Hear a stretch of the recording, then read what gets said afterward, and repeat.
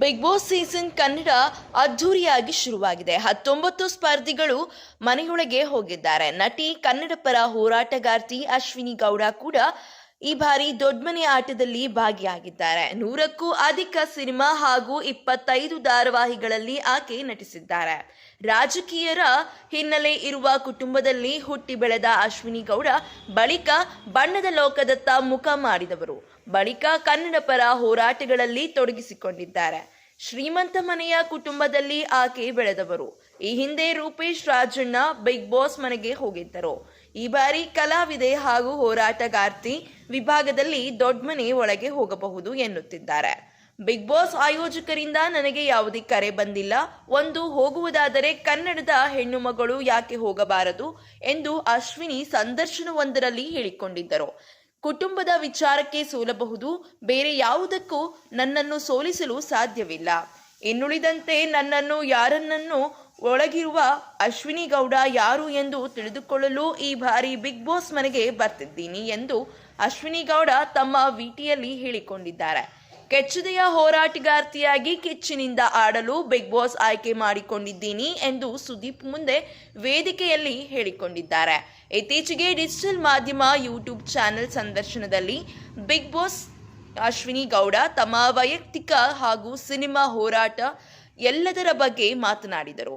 ತಮ್ಮ ತಾತ ಆಸ್ತಿ ಅದನ್ನು ತಂದೆ ಮತ್ತಷ್ಟು ಅಭಿವೃದ್ಧಿಪಡಿಸಿದ್ದು, ತಮ್ಮ ಕುಟುಂಬ ಎಲ್ಲದರ ಬಗ್ಗೆ ವಿವರವಾಗಿ ಹೇಳಿಕೊಂಡಿದ್ದರು. ತಮ್ಮ ಮನೆಯ ಹೋಮ್ ಟೂರ್ ಕೂಡ ಮಾಡಿ ಸಾಕಷ್ಟು ವಿಚಾರಗಳನ್ನು ಹಂಚಿಕೊಂಡಿದ್ದರು. ತಮಗೆ 150 ಮನೆ ಬಾಡಿಗೆ ಬರುತ್ತದೆ, 20 ಕೇಸ್ಗಳು ಇವೆ ಎಂದು ಅಶ್ವಿನಿ ಗೌಡ ವಿವರಿಸಿದ್ದಾರೆ. ನಮ್ಮದು ಬಹಳ ದೊಡ್ಡ ಕುಟುಂಬ. ನಮ್ಮ ತಂದೆಗೆ 3 ಮಡದಿಯರು. ನಾವೆಲ್ಲ ಒಟ್ಟಿಗೆ ಯಾವುದಾದರೂ ಸಮಯದಲ್ಲಿ ಸೇರಿದರೆ 500ಕ್ಕೂ ಹೆಚ್ಚು ಜನ ಆಗ್ತೀವಿ. ನಮ್ಮ ತಂದೆ ಮುನಿಬಚ್ಚಪ್ಪ KR ಪುರದ ಮಾಜಿ ಚೇರ್ಮನ್, ಜಗದೀಶ್ ನಗರದ ಕಾರ್ಪೊರೇಟ್ ಸಹ ಆಗಿದ್ದವರು. ನಮ್ಮದು ರಾಜಕೀಯ ಹಿನ್ನೆಲೆಯ ಕುಟುಂಬ. ನಾನೊಬ್ಬಳೇ ಕಲಾವಿದೆಯಾಗಿ ಗುರುತಿಸಿಕೊಂಡಿರುವುದು ಎಂದು ಅಶ್ವಿನಿ ಗೌಡ ಹೇಳಿದ್ದರು. ರಾಜಕೀಯ ಹಿನ್ನೆಲೆಯಿಂದ ಬಂದವರು ಆಗಿದ್ದರೂ ಕನ್ನಡದ ಪರ ಹೋರಾಟಗಳಲ್ಲಿ ತೊಡಗಿಸಿಕೊಂಡಿರುವುದರಿಂದ ನಾನು ಯಾವುದೇ ಪಕ್ಷದಲ್ಲಿ ಗುರುತಿಸಿಕೊಂಡಿಲ್ಲ ಎಂದು ಅಶ್ವಿನಿ ಗೌಡ ಸ್ಪಷ್ಟಪಡಿಸಿದ್ದಾರೆ. ನಮ್ಮ ತಂದೆ 30-40 ವರ್ಷಗಳ ಹಿಂದೆಯೇ ರಿಯಲ್ ಎಸ್ಟೇಟ್ ಮಾಡುತ್ತಿದ್ದರು. ಲೇಔಟ್ಗಳನ್ನು ನಿರ್ಮಿಸಿದ್ದರು. ಸಾಕಷ್ಟು ಪ್ರಾಪರ್ಟಿ ಇತ್ತು. HAL ಹಾಗೂ BMLಗೆ ಒಂದಷ್ಟು ಹೋಗಿದೆ. ಕೆಂಪೇಗೌಡ ಬಡಾವಣೆಯನ್ನು ತಂದೆ ನಿರ್ಮಿಸಿದ್ದರು.